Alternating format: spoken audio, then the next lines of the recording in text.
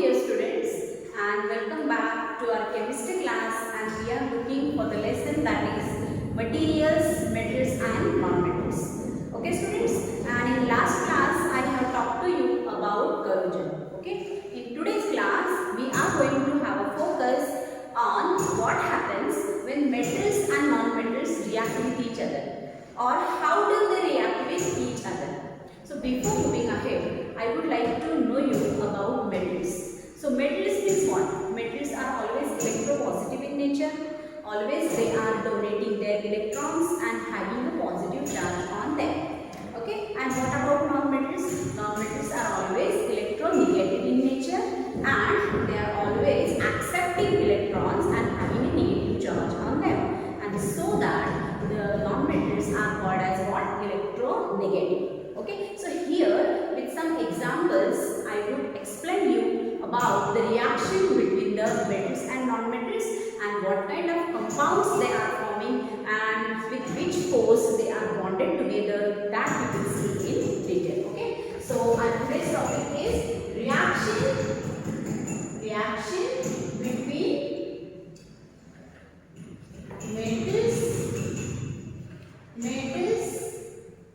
and non-metals. Metals and non-metals. Okay students, so with some example I would like to know you. See, suppose students, metals are there, as I said you, metals are electropositive in nature. They always donate electron, always donate electron, and in their outermost shell always there are 1, 2 or 3 electrons are present in their outermost shell. Okay, outermost shell is also called as what? Valence shell. In their valence shell always 1, 2 or 3 electrons are present. If you will talk for the non-metals, then non-metals are electronegative in nature, always accept electron, they are always accepting electron, and in their outermost shell, or valence shell, they have 4, 5, 6 or 7 electrons. Okay, 4, 5, 6 or 7 electrons are present in their outermost shell. Okay students, so if I would try to react, or what happens when metals and non-metals react? If I would take an example of a metal such as sodium, which has atomic number 11 and electronic configuration between 2 and 1, this is K, L and M shell. This one is what? Valence shell. This is what? Valence shell or outermost shell. Okay. Now for non-metal, I would like to take example of chlorine, which is well-known example. Chlorine will have atomic number 17. Its electronic configuration is 2n7. Its KLM, and outermost shell, this is valence shell, which contains 7 electrons. Okay. See, there is one octet theory, students. There is one octet theory. According to that octet theory, there must be 8 electrons in the outermost shell. See, everybody wants to be stable in the life. I want to be stable in the life. You also wants to be stable in the life. So you are learning. I am teaching over here. So everyone wants stability. So the metals and non-metals are also not the optional case for it. They also wants to be stable in their life. So if the outermost shell contains 8 electrons, then they are stable in nature. Okay students, so outermost shell must contain 8 electrons, then they will be stable. So for sodium, what is the option to be stable so that in outermost shell containing electron? If you can see here, if sodium would donate 1 electron, then in its outermost shell, in its L shell, there are 8 electrons, right? So sodium will become stable. If you will have a closer look on a chlorine, then in its outermost shell, 7 electrons are there. If it will accept 1 electron, then it will be stable. So here, the give and take relationship will be taking place. So here, this is sodium, and in its outermost shell there is 1 electron. This is what? Chlorine, right? right? This is what chlorine, 7 electrons in its outermost shell. Okay, so what it will do? The sodium will donate 1 electron, and once sodium will donate electron, it will have a positive charge on it. When chlorine will accept electron, it will have a negative charge on it. Why it will have? Please go back and see my introductory lessons. In that I have explained you everything about metals and non-metals.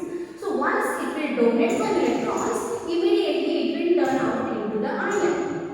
And it will have a positive charge, so it will turn out into the cation, and it will turn out into the anion.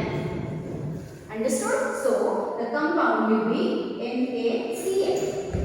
Means inside it we don't write, inside it we see this is the fused compound, but from outside it will be having the charges, that is Na plus and Cl minus. As 1 plus and 1 minus is there, so I am not writing over here that plus 1 and Cl minus. But such compound will be formed due to a specific kind of force of attraction in heat, and that force of attraction is called as what? Electrostatic force of attraction. That force is called as what? Electrostatic force of attraction. Due to the electrostatic force of attraction, the sodium and chlorine are bound together, and such compounds are called as what? Ionic compound. Such compounds are called as what? Ionic compound or electrovalent compound, or it is also called as what? Electrovalent compound. I hope you understand. With another example, I would like to let you know. We will see the another compound, that will be MgCl2. Which compound we will see, students? MgCl2. How it will form? How magnesium and chlorine will form a bond. See, suppose this is magnesium, this is metal, this is chlorine, which is non-metal. This magnesium will have atomic number 12, chlorine will have atomic number 17, magnesium 282 KLM, 2 in valence shell. This is 287 KLM, 7 electrons in its outermost shell. According to the octet theory, what will happen? This magnesium, which will have 2 electrons, and this is one chlorine, will have 7 electrons. So magnesium will give its 1 electron. But what about the 1 electron? So we will take another chlorine. And this chlorine will move here. Okay, so this 2 magnesium will be engaged with this chlorine, and by which bond? By which force these are bonded together? These are bonded together by electrostatic force of attraction. These are bonded together by electrostatic force of attraction, needs to form ionic compound or electrovalent compound. It will form electrovalent compound. Understood? And the compound will be MgCl2. As 2 chlorines are there and 1 Mg, which will have 2 electrons, so it will form compound MgCl2. Okay, I would like to take one more example so that it will be very clear for you all. That compound will be calcium oxide. Here Ca is a metal. Here oxygen is a non-metal. This calcium will have atomic number 20. This oxygen will have atomic number 8. Its electronic configuration is 288. 2. This electronic configuration is 26 Kl. Here K, L, M, N. This is outermost shell. This is outer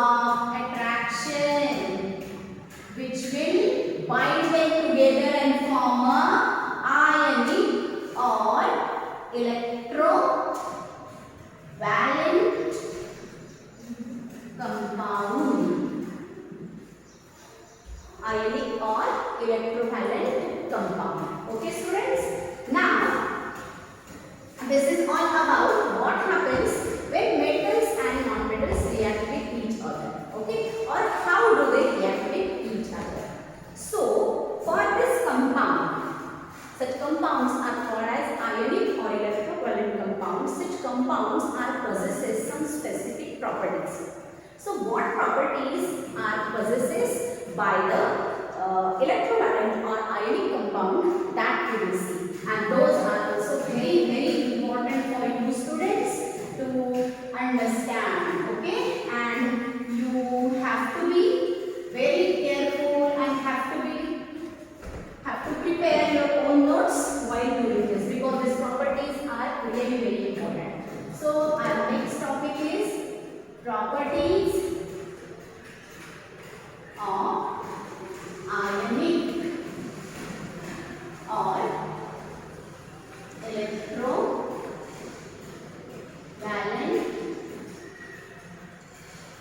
compound.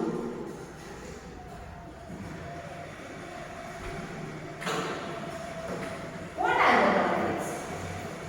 See student, I said you these compounds are called as what? Ionic compounds. Okay, so as they are ionic compounds, they are, first property of them, they are made up of ions. They are made up of what? Ions, either cations and anions. They are made up of cations and anions. They are never made up of with molecule. They are made up of not with molecules. They are never made up with the molecules. Always they are made up of ions. Okay, that is cations and anions. Okay, the second most property is about solubility. Solubility means what? They are completely soluble in water. See here students, if this is a container, okay, and in which water is present, if I have added Cl Na plus and Cl minus in it, then what will happen?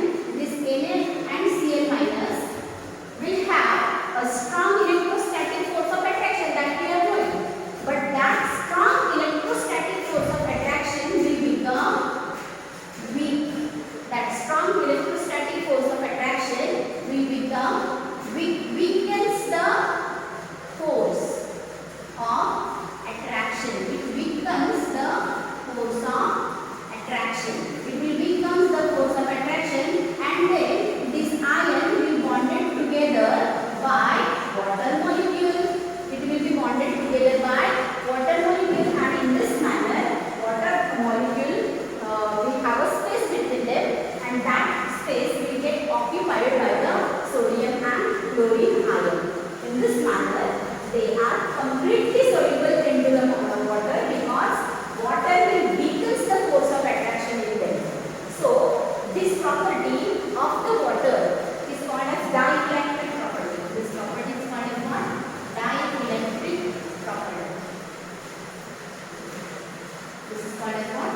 Dielectric property of the water, which is possessed by the water while dissolving sodium chloride in it. Okay, sodium chloride, which is the common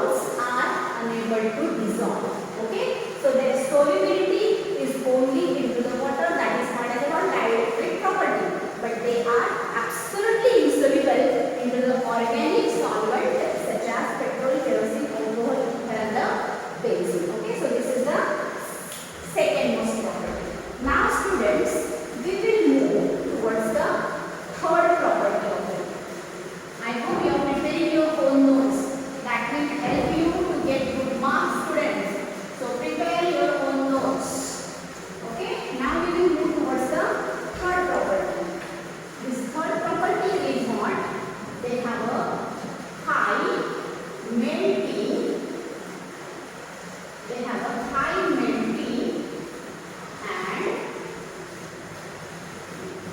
boiling point. They have a high melting and boiling point. As I said, they are made up with what? Ions. They are made up with what? Ions, plus and Cl minus. So they are bonded together. They are bonded together by what?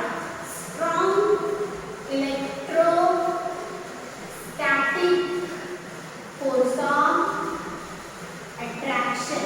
They are bonded together by strong electrostatic force of attraction.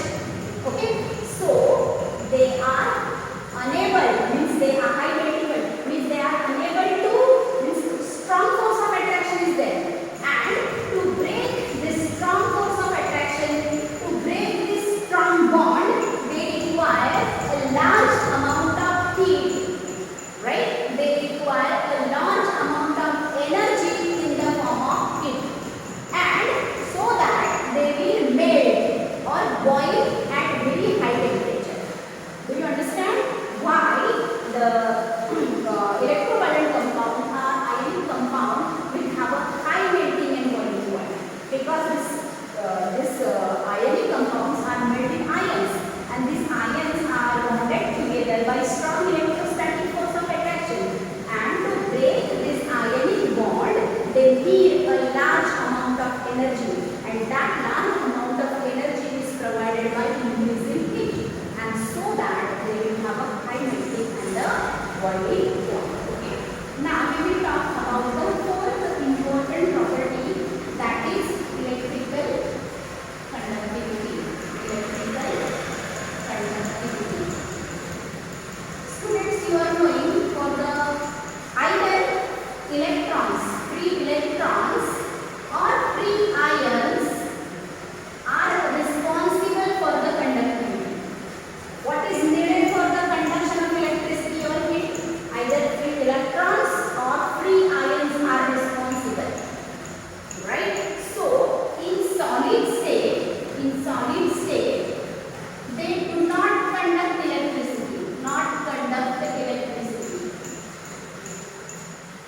right? But into the aqueous form, into the aqueous state, means when NaCl will get dissolved into the water, it will form a aqueous solution. In that conduct electricity. In that they conduct electricity. As I said you, the water, they are very good conductor. They are very much soluble into the water because of the dielectric property of the water. So they are soluble into the water. As they are soluble into the water, and dissociation of iron is also taking place into the water. So free ions are present into the water to conduct electricity. So they are getting a proper atmosphere to conduct electricity as there are free ions. Okay, because they are soluble into the water. Just now we have seen. So they can conduct electricity into the aqueous state, as well as they can conduct electricity into the molten state. They can conduct electricity into the molten state. Means whenever they will completely melt. Whenever we will provide heat energy by increasing temperature, that time they will get melt, and after melting they can conduct electricity. So into the solid state they are unable to conduct electricity. Into the liquid state means whenever we are trying to dissolve them into the water, they will convert into the aqueous state. Okay, means water plus that compound, and because of that it can conduct electricity, as well as into the molten state also these ionic compounds can conduct electricity. Okay students, now the fifth property is also given, that is what the physical state. What might be the physical state of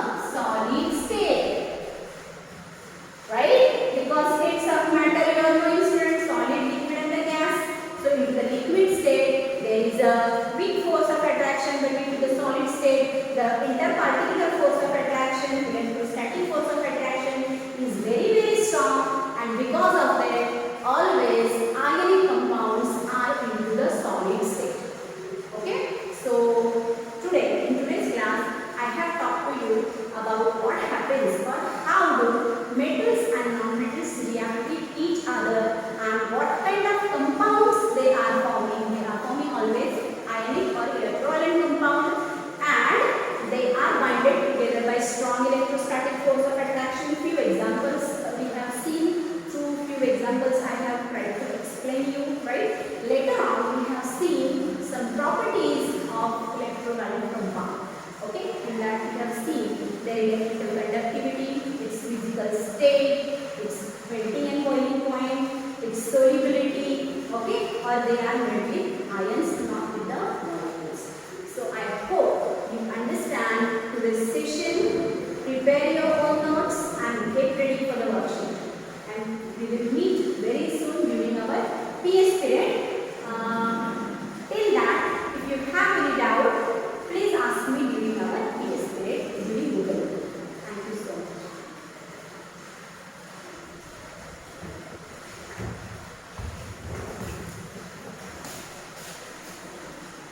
much.